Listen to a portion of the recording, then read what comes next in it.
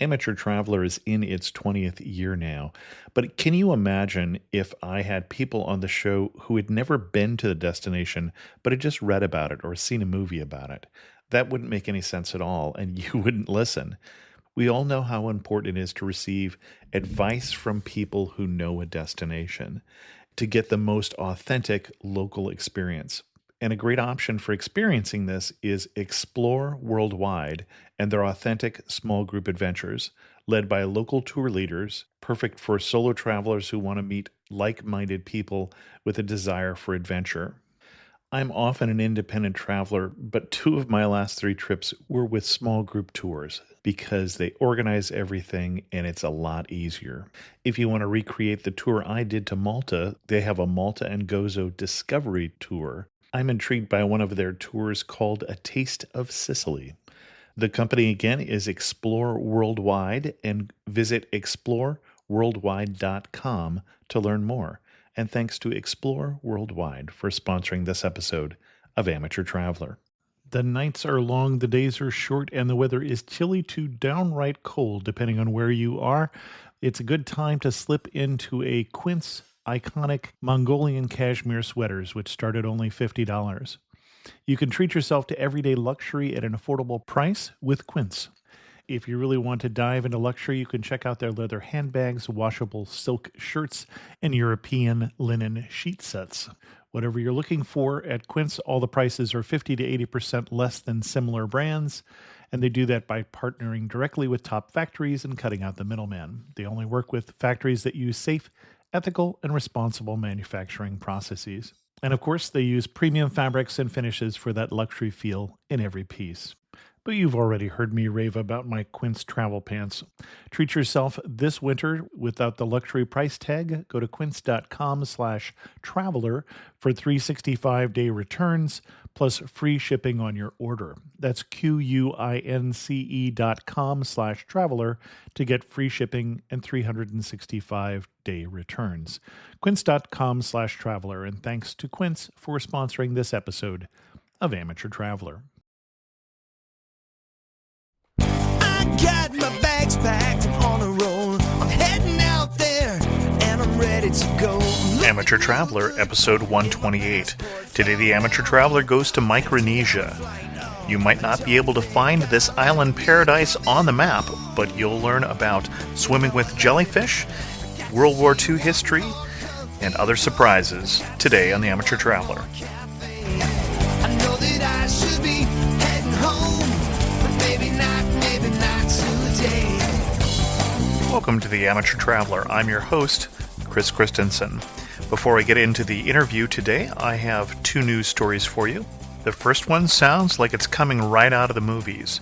A man has just been arrested for living in one of London's airports for 3 years.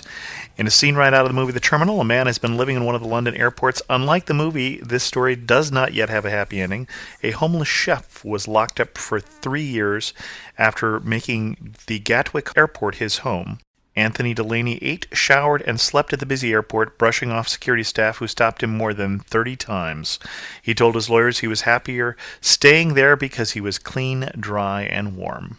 There was no mention made of whether he might be carrying the ashes of his dead father in a coffee can. The second news story may have been an odd day for some visitors to London. There they were in Trafalgar Square, being tourists, and suddenly the crowd around them froze and stayed frozen for 5 minutes. If you haven't heard of the group Improv Everywhere, scenes like this are happening around the globe. You can check out the video for that story as well as the details for the story before at tripinator.com. And I've also included a link to the Improv Everywhere site to see what other strange shenanigans are going on, possibly near you. Before we started this week's interview, I did want to tell you there will be a little more background noise in this particular show because our interviewee was in an internet cafe on the other side of the world. And we'll get into more details where he is and why as the show progresses. I'd like to welcome to the show Gary, who's come to talk to us about Micronesia. Gary, welcome to the show. Thank you. Gary, why don't you tell us a little bit? You're on a trip right now. Yeah, I've been traveling since March of 2007, and my route is kind of a little bit different. I started going through the Pacific, so I started in Hawaii, Tahiti, Easter Island, most of the Southern Pacific, and then kind of worked my way up to the North Pacific and Asia, and now I'm in Australia. And if you notice a lot of background noise, Gary is sitting in a cyber cafe in Melbourne, Australia. If you're interested in more details about his trip, where can they find out information about that? Everything-everywhere.com. Okay. I think you're probably going to have to tell a lot of people where Micronesia is. They probably didn't have a sixth grade teacher like I did who lived in Micronesia for years and filled our heads with stories about Micronesia. Where are we talking about, first of all? It's in the North Pacific, and by that I mean it's just north of the equator.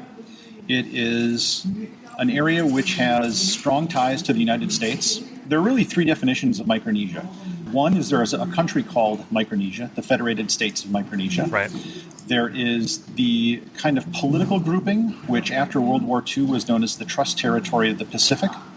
And that is what is used in kind of working language as Micronesia today. That consists of the Marshall Islands, the Federated States of Micronesia, Guam, the Northern Marianas Islands, and Palau. And in a broader geographical sense, it's those five areas plus Kiribati and Nauru. But Kiribati and Nauru were former British colonies, so they're not really as tied in with the other places. Okay. And I'm going to guess you didn't go to every island in Micronesia because we're talking about how many different islands in that total area? If you go to every inhabited island, I think it's well over 600. Okay. The Marshalls is a chain of coral atolls. Within the Federated States of Micronesia, you have 4 different states, all of which, except one, consist of a chain of islands. So, yeah, it's a lot of islands. So what led you to that very out-of-the-way place in the world? Well, if you've ever read like an almanac or a list of countries, you always see there's China, Japan, France. And those are the places everyone goes to. But then there's always these little countries that no one's ever heard of. And I've always been fascinated by these little countries like Liechtenstein and Monaco. And the mother lode of these little countries is in the Pacific. So you got places like Samoa and Tuvalu and the Solomon Islands. And so I really wanted to start in this area because it's a place that nobody ever goes. It's a place we don't know a lot about. It's just kind of more exotic. And how long were you in that general area, first of all? I spent about 6 months in the Pacific total, and that includes both the South Pacific and Micronesia. I was in Micronesia, that general area, for about 3 weeks. Okay. And what was the highlight? Probably it would either have to be the Jellyfish Lake in Palau or the ruins of Nan Modal in the island of Ponape. You already told me about the Jellyfish Lake. In fact, if people go to tripinator.com, I've already got a link up to your video that you showed me. But tell people a little bit about that experience. That was just fascinating to watch. It's the only place you can really do it in the world. Most places where there are jellyfish, you want to avoid them because they'll sting you or they could kill you. Sure. Here in Australia, that's, the box jellyfish, yeah, you want to avoid them. In Palau, in the state of Koror, which is the largest state in Palau, it consists of a lot of little limestone islands. And in, I think, 5 of these islands, there's a lake that developed inside the island with seawater. And it's fed by the ocean. There are small cracks in the limestone. And when this developed, jellyfish got stuck in there. And over time, they evolved. They have no predators, so they have no stingers. So you can go swimming with the jellyfish.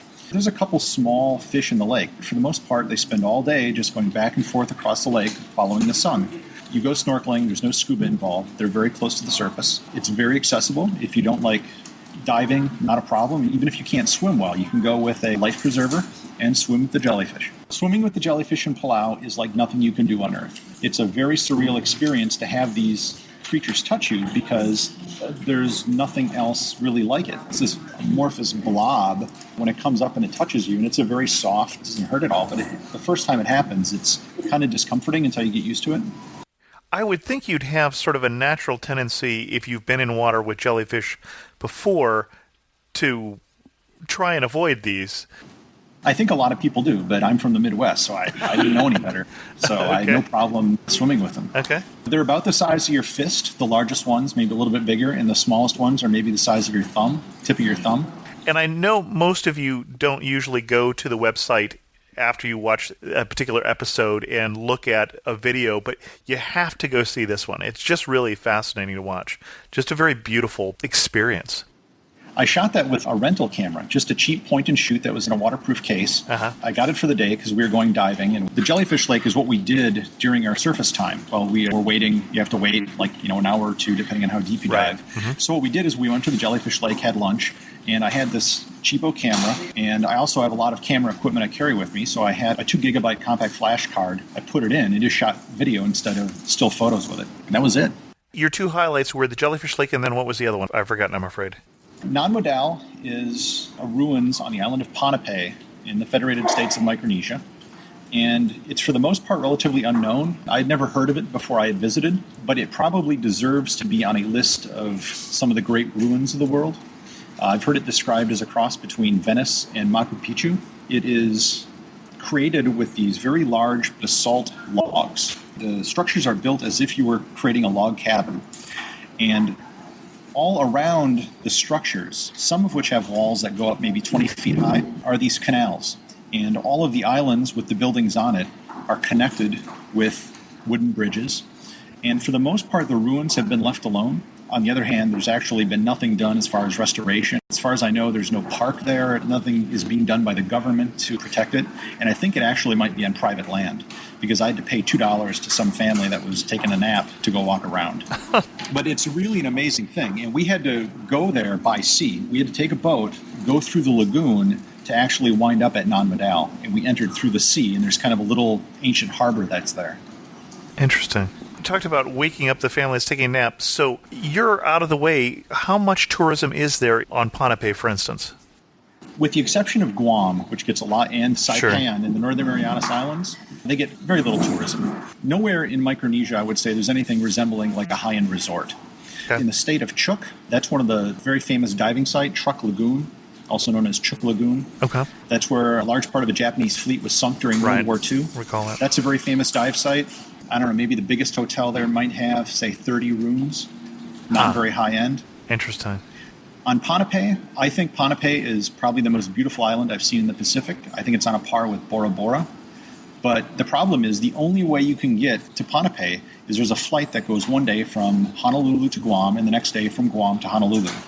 So on either end, you have a tourist destination. On Guam, that's where all the Japanese go, and Hawaii is where most Americans stop their trip. So no one ever bothers to make the trip in between.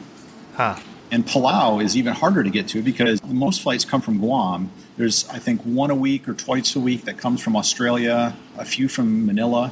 But it's also just in a very awkward spot and very difficult to get to, even though there's some of the best diving in the world there. Now, you mentioned Palau. Palau was the site of horrendous fighting in World War II. How much does that shape the experience of going there now? Can you tell at all? Is it just pretty much forgotten at this point?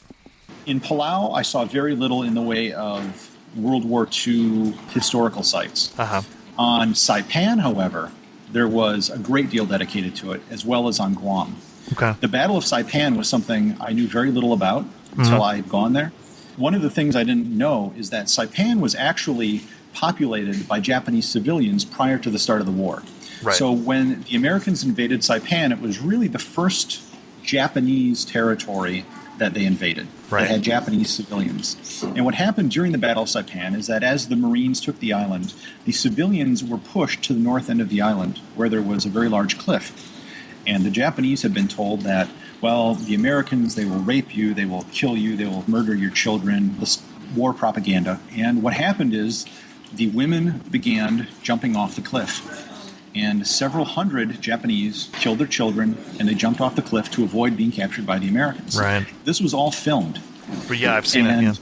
The other thing I didn't know is that the island of Tinan, which is just south of Saipan, that was the launching point for the Enola Gay, which dropped the bomb on Hiroshima. And when you see that footage from Saipan, you kind of at least have an appreciation for what they were thinking when they made the decision, I think, to drop the atomic bomb. When they saw that someone could look at this video and say, wow, if people are going to react like that, what's going to happen when we attack the Japanese mainland? Or also, during the Battle of Okinawa.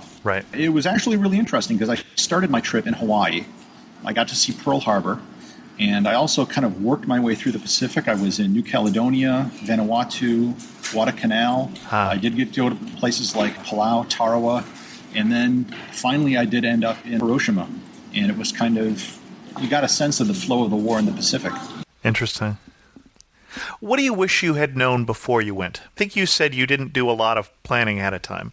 So the whole question's about asking you which guidebook. You said, forget those. Well, to be honest, I don't know what a guidebook's going to tell you for Micronesia. Right, sure. When I was in the Marshall Islands, I looked online and I found a hostel. And it turns out that and maybe one other hotel are the only places you can stay in the city of Majuro, which is the capital of the Marshall Islands. Uh-huh. There's not much there. There's nothing to do. It's a really different kind of country in a lot of ways. When you go to Micronesia, if you go to Ponape, you're going to learn about non-modal because that's really kind of the attraction. Other than that, it's a lot of diving. Okay. Saipan, the thing that surprised me was the amount of sex tourism that you see. Oh, you really? Walk down Okay. you walk down the streets of downtown Garapan, and I would, without exaggerating, I would say 40% of the businesses in the downtown area are massage parlors. Huh.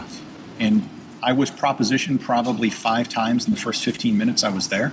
Yeah, that never happened to me before in my life. You know, I grew up in the Midwest. It's not something you're accustomed to, but it was Not so just much. overwhelming how much of that, even though the Northern Marianas Islands are American territory, it really had the feel almost for being an Asian country because there were so many Chinese women that moved to Saipan to work in the garment factories in the 1980s Uh-huh. that it just has a very strong Chinese feel to it.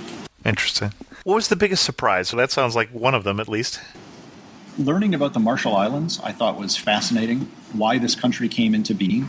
When I learned about the history of the Trust Territory of the Pacific, I got to talk to people in Ponape and Koh Sarai and in Majuro. The country of the Marshall Islands exists to maximize the amount of aid they can get from the United States. I mean, I wish I could put it nicer, but that's the truth. That's why it exists. The United States, as you know, did nuclear testing in the Pacific after World War II. And Right. they detonated nuclear weapons on Bikini Atoll right. and other atolls in the Marshall Islands.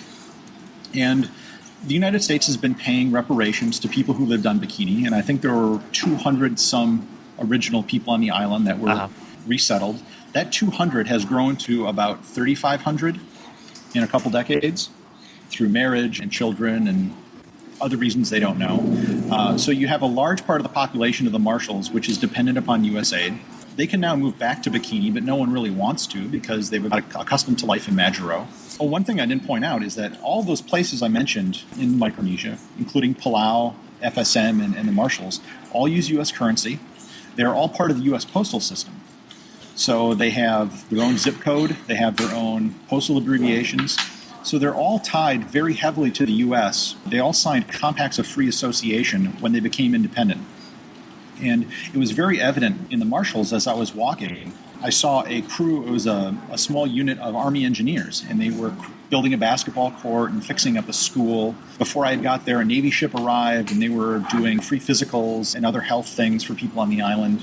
When you read the newspaper, the biggest stories are about getting U.S. aid for this and that, some scandal that involved trying to hire lobbyists to get more aid. Everything is basically set up around getting aid from the United States. What is the natural economy other than that? None. Fishing?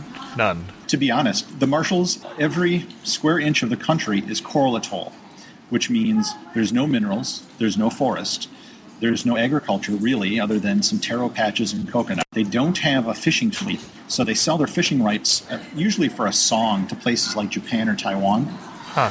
There's no tourism because, like I said, you have Hawaii on one end and Guam on the other, so very few people go between. So there's an army base on the island of Kwajalein, Sure. and between that and U.S. aid, that's pretty much the economy.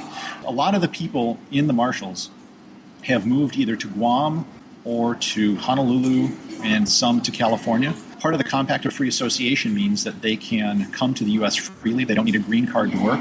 So a lot of people have been doing that. And I've read that the population of the Marshalls is about 60,000, but the people there told me it's probably closer to 45,000 now. Interesting.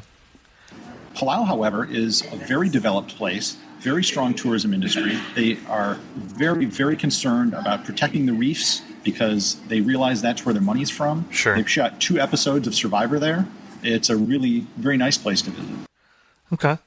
Who should go to Micronesia is someone who likes to dive, snorkel, swim, or lie on a beach. People always talk about these hidden treasures that no one's found. Right. Micronesia is that.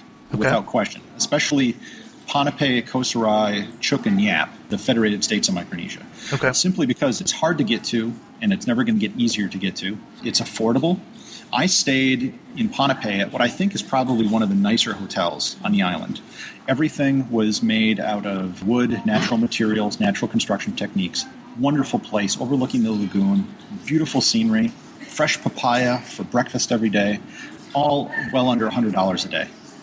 Okay. And you go to some place like Tahiti, you're going to end up spending hundreds of dollars a day just for a room. And I think you're going to get an experience which is probably much nicer. And like I said, there are no big resorts. If you want really kind of an authentic trip, that's the place you want to go. You have to work to get there, but I think it's well worth the trip. Because there's only one way to get there, and that's that, like I said, the flight that goes from Hawaii to Guam. Uh-huh. And the flight does the same routine every time. It goes from Honolulu, Majuro, Kwajalein, Koh Sarai, Ponape, Chuuk, Guam. And then going back, it does the exact same thing. So if you were to go to Guam or Micronesia, you could easily stop at most of those places for 2 days just to kind of get the experience for it and say you've been there. And to be honest, you could probably get your fill of Majuro in that time period. There isn't a whole lot to see. Okay. Was it a good start to your trip? I actually did it kind of more towards the middle of my trip. I did the South Pacific first, and then I came back up to Hawaii. And the reason is that there's no way to get to the south to the north part of the Pacific very easily. It's very difficult to find flights that link those areas up. I was literally, in one day, I ended up traveling. I was in 5 countries. I went from the Solomon Islands to Nauru to Kiribati. I was denied entry into the country because my visa got wet and they couldn't read it. So they put me on a flight to Fiji. And then from there, I was going to go to Tuvalu, but I decided to skip that and I just went to Hawaii. So I was within a 30-hour period, I was within 5 countries and went a good chunk of the globe. All so I could just get up to Micronesia. And you talked about flying. That is the way you were getting around. You weren't taking a boat any place in Micronesia. Other than going to the outer islands, that is pretty much the only way you can do it. Okay. And the problem is it's very expensive. Continental Micronesia, which is the continental subsidiary which does that route, pretty much has a monopoly on flights. So I know there's a Marshall Islands airline which consists of one puddle jumper that they own, and that makes a regular flight. I shouldn't say regular. It goes to Bikini and a couple other of the atolls that do stops. I don't think FSM has anything. There are boats, very slow boats that do supplies to the outer islands. I had the opportunity to take that, but I didn't do it because my flight schedule was pretty much set in stone for the next 30 days, so I couldn't do it. But it is possible. Okay. The best day in Micronesia that you had? Oh, that was easily the day I went to Non Modal. Okay. Or that would also one of the days maybe I went diving in Palau. What happened is I had a guide. We went out in a boat in the lagoon. We went to various places. We picked out an uninhabited beach that had white sand. They had packed me a bento lunch that was in a banana leaf.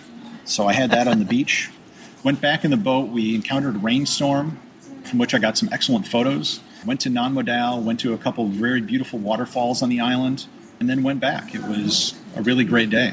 And in Palau, in addition to some excellent diving, and it's a very popular dive spot, I think several times we went diving and actually ran into another group while we were diving. You could see lots of sharks, reef sharks, manta rays. I saw several manta rays. They had places where you could go for shark feeding. I think they've stopped doing that now, in addition to the jellyfish lake. So it's really one of the best dive sites. And if you're not into diving, there's still plenty to do just with snorkeling in Palau. Okay. The most memorable person you met?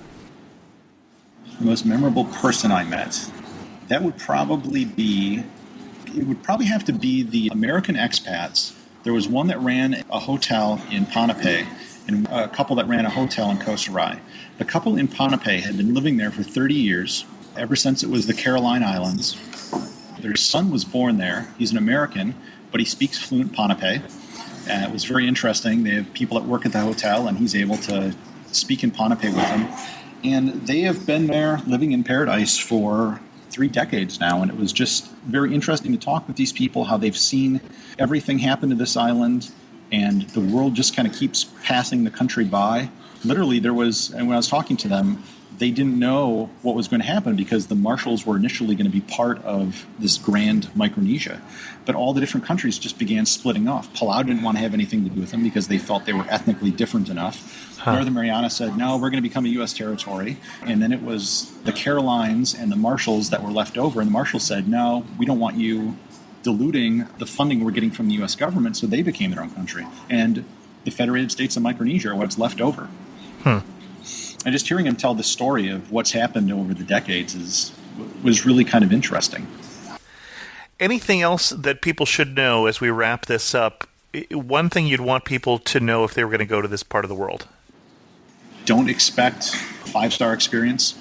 If you go to Guam, Guam is just like going to the United States. There's absolutely no difference. I mean, literally, even the native Chamorro people that were there, I overheard a bunch of kids talking at McDonald's. They spoke with an American accent. You have every fast food. It's just a giant military base with certain parts that are devoted to Japanese tourists. That's Guam. Okay. But when you go, actually, you know what? I just thought of something. The most interesting person I met was actually a retired American engineer I met in the Marshall Islands. There was an American sports bar attached to the place I was staying. The internet on the Marshall Islands is horrible. The only time I was ever able to get internet, I had to literally walk over to the central communications building where they have the big satellite dishes, and I had to use a computer there. And while I was there, I looked at their rates, and it cost, I think, $5,000 a month for a DSL line in the Marshalls.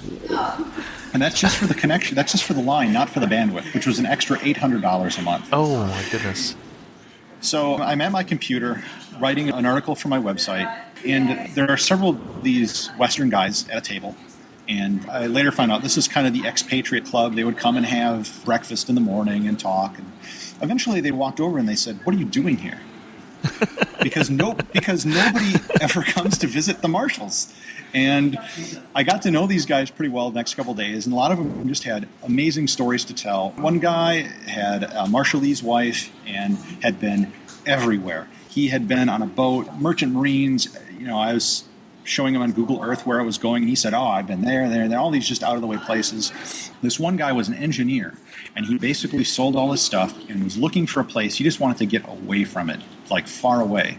And he was going to go to Samoa, but he ended up coming to the Marshalls. And he doesn't live in Majuro. He lives in one of the outer atoll islands where there's like nobody there. He has a solar panel. He has a small hut that got built, and that's it. And he was in Majuro. He had to take care of some business and contact some people. And he also had a Marshallese wife, and I think they had to fly to Manila. But yeah, I mean, there were a lot of people that had come here and to get away from the world, and that's about as far away as you can get, at least culturally. Well, Gary, tell us one more time where we can find your stories that you've been writing about your travels. Everything-everywhere.com. Well, Gary, thanks so much for coming on the show and telling us a little bit about a fascinating and remote part of the world. All right, thank you very much. I have one internet resource for you today, and that is a site called airlinemeals.net. If you are flying on a flight that has more than just peanuts, or if you're a fan of airline food, that seems like that would be hard to believe, check out the link in the show notes to airlinemeals.net or to an article about airlinemeals.net and all the things you can learn about where the food on airlines actually is even appetizing looking. So check out that link. You may recall that the guest on last week's show was David Brody from the Travel in 10 podcast. Just immediately after we stopped me interviewing him, he interviewed me, and I'm on his latest episode talking about Istanbul. So you want to check that out. I'll put a link to that in the show notes at amateurtraveler.com. I've received a number of emails so far, or comments, from people who heard me mention on the show on voluntourism that I'd got an email from Elizabeth, who is a VIP tour guide at Walt Disney World. And frankly, I was in trouble because I didn't invite her immediately on the show. So I have corrected my behavior, and we have invited Elizabeth to be on the show. We're still working out the details. Just so you know, I try and put up on the discussion board, there's a place to ask questions of our guests. So if you're interested in asking a question about Walt Disney World or any other scheduled guest, check out that section of the discussion board, amateurtraveler.com/board. And you'll get a chance to put your questions questions in, and I'll just replace one of my questions with one of yours if you've got a good question for a guest. I would remind you to go to tripinator.com and check out the video for swimming with jellyfish that should accompany this particular episode. And don't forget while you're there that if you subscribe via email to tripinator.com, which is my travel blog, then I'll enter you in a contest to win a poster, which I'll be awarding at the end of March. Speaking of videos, I do have a new episode for the Amateur Traveler Video Edition, which is a series of 5-minute videos that releases every other week, also on amateurtraveler.com. Two things about this video. One is this is the first video that will be offered in a higher definition version suitable for playing on the Apple TV. And then the second thing is, if you're easily offended, I would suggest you skip this video. It is shot in France, it is shot at the beach, and there is a brief portion of it that is not entirely work safe. So with that warning, I think we'll wrap up this show. If you're interested in getting a hold of me, send me an email at host@amateurtraveler.com, leave a comment on the website, go to the discussion boards again, or leave a message on the comment line. You can also follow me on Twitter. There are many different ways to connect with me, and you can find out all of those at amateurtraveler.com/contact. And again, for those of you who may not be watching this show is also available in an iTunes enhanced version illustrated with pictures. As always, thanks so much for listening. I got to see one more cathedral.